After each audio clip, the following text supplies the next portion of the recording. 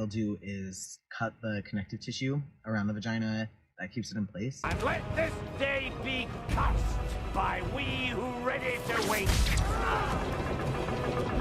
The Kraken! Inflamed tissue that stretches, scars, and calcifies. I have a malformation in my neck that scarred and calcified to itself. So now there's a portion of my skull that sticks out that is calcified to my jaw by a ligament that was scraped and scraped and scraped and scraped and scraped hundreds of times a day for 24 years. They're jack-o'-lanterning this woman.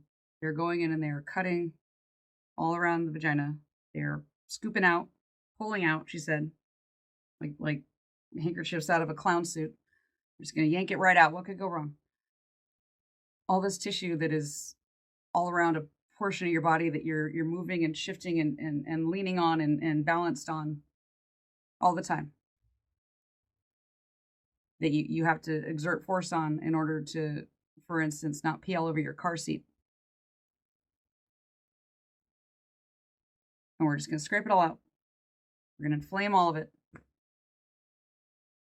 And what do we think is going to happen? And remove the whole vagina. My surgeon will be keeping a little bit of the entrance of the vagina because the inner vaginal tissue is the same tissue that is what makes up the penis. What she means is that they will use that bottom portion of what was once her vagina, and they will use that to try to sew together to create the flesh pockets for the nudicles, the stick and squish little prosthetics that she's going to get, as well as to kind of close up and create a urethra around the elongated and released clitoris that has been enlarged from the use of testosterone. So if something happened during the fourth part of the surgery, during the metoidioplasty section of the surgery, and they needed to pull skin graft for whatever reason, they could do that from what is left of the vaginal opening. Yeah, as Dr. Curtis Crane from the Crane Center for Transgender Surgeries once put it, cadaver skin is expensive, but he realized in his brilliance that his patients are a, quote, warehouse of skin. I've worked with Stratus and Alloderm a lot. I've done a lot of cleft lip and palate, where there was a fistula in the palate and we put a little piece of Alloderm or really some other biologic to cover the fistula.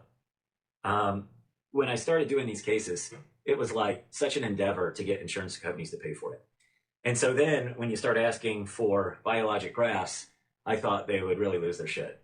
So I thought, well, I have a patient that could use a little biologic graft. What should I do? Well, Alloderm and Stratus, it's dermis from a cadaver, and we are each a storehouse of our own living human dermis that doesn't have to come from a cadaver, which kind of freaks some people out.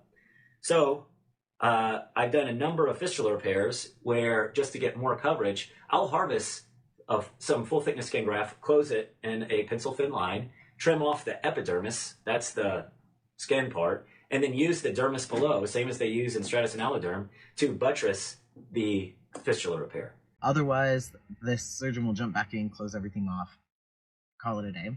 Cha-ching! The only other time this surgery is performed aside from gender-affirming bottom surgery is for vaginal cancer, and so I do have an oncologist surgeon who's going to be doing this part of the surgery. Oh, well, that's nice. I'm sure he had nothing better to do. And then at this point, we're going to be a few hours in the surgery. Overall, they're estimating to be about 14 hours.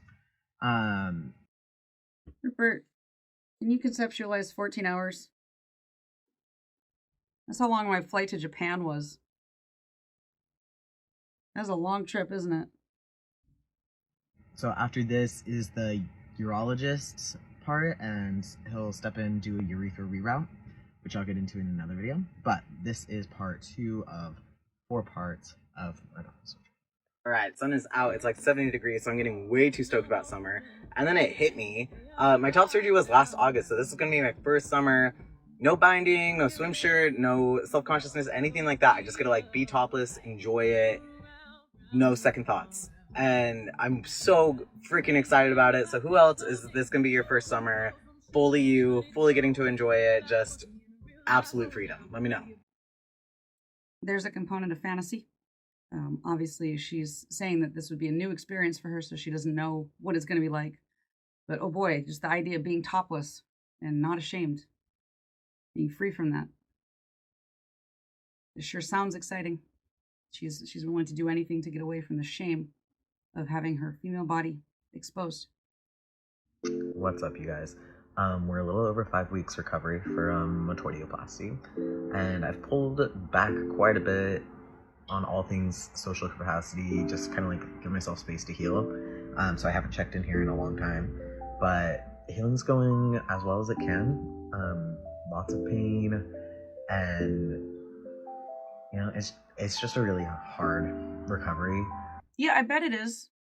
They cut your genitals and then they sew them up. Horrifically painful. I can't even imagine. I don't want to imagine. It's unimaginable. The first few weeks you have a catheter in, so your pee is just hanging in a bag by your side, and that doesn't feel great. And then the catheters come out and you're learning to go to the bathroom as a grown adult, and that also doesn't feel great, and it's embarrassing and frustrating and discouraging. But at least you're in the right body. And it's not a great time. I'm not gonna lie about that. Recovery for this surgery is really hard, and I'm very happy with the results. I'm happy with everything. I'm happy I did it. She flashed surprise while she was saying that she's really happy with the results because she heard herself lie and it surprised her. So she said, I'm really happy with the results. I'm very happy with the results. I'm happy with everything. I'm happy I did it. I can feel myself getting back to myself. I thought the point of these surgeries was to get away from yourself. When did the goal become getting back to where you started? And really being excited about things, but it's still just been a very difficult recovery. So we're off bed rest though, so I'm able to like move around and stuff. I won't be able to get back to my normal activities like rowing and weightlifting for about 3 more weeks. Gently down the stream. Merrily, merrily, merrily, merrily, life is but a dream. But I'm very much looking forward to that, and we're getting there slowly but surely, and that's that. I'll have a lot more to say, I'm sure, when I'm feeling a little bit better about life and everything, but for now, I'm just existing in the state of shittiness. I'm okay with this. Be good, Morty. Be better than me. That is this recovery, and that's okay. So here we are, and that's on recovery. You know, their whole attitude changes when they're put in a situation that they actually can't escape. And they got into that situation because they wanted to escape an inescapable situation extremely badly. And so we're allowing doctors to say, I've got the solution. I've got the magic beans. And then they sell them and they take the magic beans and suddenly they're in a new hellscape. But now they really can't escape. Now it's physical. Now they've been cut. Now they know that they can't do anything but wait to heal and adjust to their situation. Is it possible there's some other way to mimic this experience therapeutically without cutting them? So this post-op, I had a JP drain. So a JP drain is also called a Jackson Pratt drain. And the idea is that you're using vacuum pressure to pull fluid out of a wound so that it doesn't build up or infection can't fester. And so the drains that are coming out of the wound after top surgery, those are usually also Jackson Pratt drains. The way they work is that you have a little bag, and so you squeeze the bag, and then you attach it to the tube, and then you've created some vacuum pressure because the bag wants to expand again, but it can't because there needs to be something coming out of the wound for it. And so it just slowly fills up. And here it's being used for metoidioplasty. A catheter going through the head of the penis. And that would be a Foley catheter. And so they go up the urethra, the balloon expands, and then that keeps it in the bladder so that the fluid can drain. It also keeps a stricture from forming in the hopes that it will scar around the tube rather than scarring to itself and resulting in a lack of flow. So she's calling it a penis, but as we know, it's not that.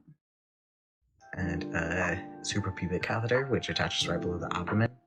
The suprapubic catheter is going through the side of the stomach, directly into the bladder, through a hole that is created. So she's got 2 catheters as well as a drain.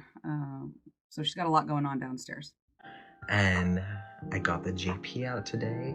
I'll get the one in the penis out next week, and then when I can fully pee out of the penis and empty my bladder completely, I'll get that last backup catheter out.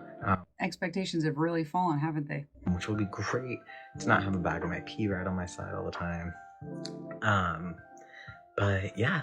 I dreamed a dream of stand-up pee. Alright, surgery is on. Just checked in. We're gonna go in soon. Okay. Nervous. A little nervous. So she has a female partner, and her female partner has already accepted who knows how much in order to tolerate this sort of behavior in a partner. And she may feel she supports him, but who can be nervous knowing that their partner was about to undergo radical genital surgery? It puts a strain on any relationship. Young relationships are already often ill-fated. They're destined to break apart. Things fall apart. My belief is that when you're young, there's a very special time where you can find a certain sort of love and bonding, and then eventually that window closes for you as you become suspicious and you start to learn how to really perceive other people. You learn how people manipulate other people. You learn how some relationships are mechanistic, and I think also there's biological changes. But something changes, and the window closes, and then after that point, their relationships are different. I'm not saying that they're worse. I'm not saying they're not worth pursuing. I'm not saying they're not meaningful, but they're different. And so you kind of got one shot at that sort of young love cementing into something lifelong and valuable to both people. I really do believe that. And so when you're trying to do this in the context of your young love, you end up in a situation where you might spend the rest of your life wondering what might have been if you had just been able to love her without trying to hate yourself at the same time through surgery and drugs and trying to be someone you're not. What would that have been like? Where would we be today? But we all must live with regrets. It's just about choosing what regrets you have. The bowel clean out, I'm pretty sure, was the worst part of this whole experience. So Just wait till post-op. You can hear the resentment in her voice. Just wait till post-op.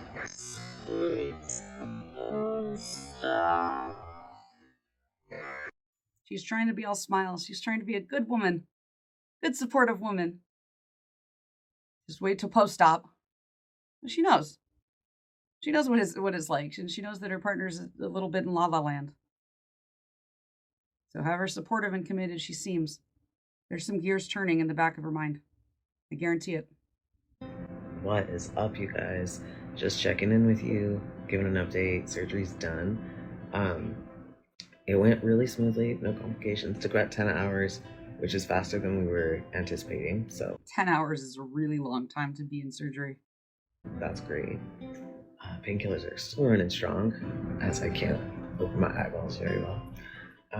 My wife came in clutch, got me all the cute little souvenirs here, and a balloon that says it's a boy. So a majority of surgeries reportedly take under 5 hours to perform, and so this took nearly twice as long as the majority of surgeries take. And this was not a phalloplasty. There was no moving of tissue from one area to another, supposedly, as far as I understand metoidioplasties. And that means that this doctor was just fiddling around down there for 10 hours. You know, putting in nudicle spacers, possibly jack-o'-lanterning, sticking in the multiple catheters for a surgeon that might be in it for the wrong reasons. What a playground.